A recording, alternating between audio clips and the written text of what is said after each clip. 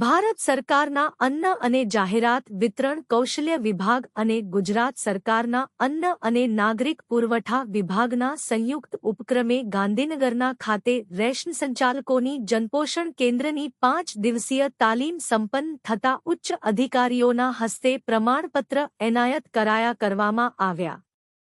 Ahmedabad city અને અમદાવાદ ગ્રામ્યના થઈને કુલ 30 દુકાનદારો થકી આ જે ટ્રેનિંગ કાર્યક્રમ આજે કરવામાં આવ્યો હતો.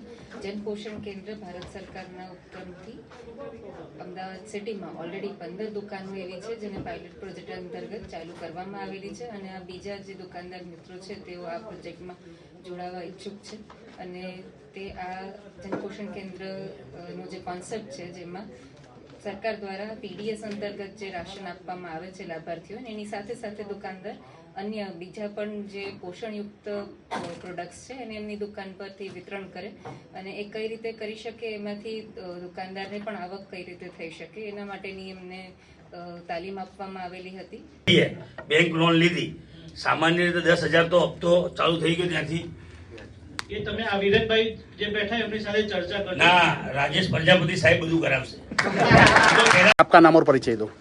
मैं डॉक्टर यामिनी जायसवाल, मैं निस्बत में सीनियर कंसल्टेंट हूँ, ministry of skill development and entrepreneurship.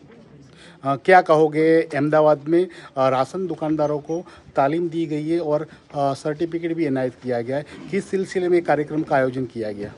ये जो 5 दिन की ट्रेनिंग प्रोग्राम अभी आयोजन हुई थी, ये जो एफपीएस ओनर्स हैं उनके सशक्तिकरण की ओर एक कदम था और इन 5 दिन के ट्रेनिंग प्रोग्राम में भारत सरकार की ministry of skill development and entrepreneurship की संस्था निस्बत, national institute of entrepreneurship and small business development द्वारा पूरी 5 दिन की हमने जैसे यात्रा की हो एंटरप्रेन्योरशिप डेवलपमेंट के कोर्स मॉड्यूल हमने पढ़ाया है हमारे एफपीएस ओनर्स को और ये एक कदम है जो मॉडर्न डिजिटल युग की तरफ, जिसमें एफपीएस ओनर्स अपने जो शॉप्स हैं उसको अपग्रेड कर सकते हैं. ये एक अपस्किलिंग स्किल डेवलपमेंट प्रोग्राम था जिसमें जो मॉडर्न डिजिटल युग के मार्केटिंग, फंडिंग और सारी जो प्रक्रिया है उससे उनको अवगत कराया गया.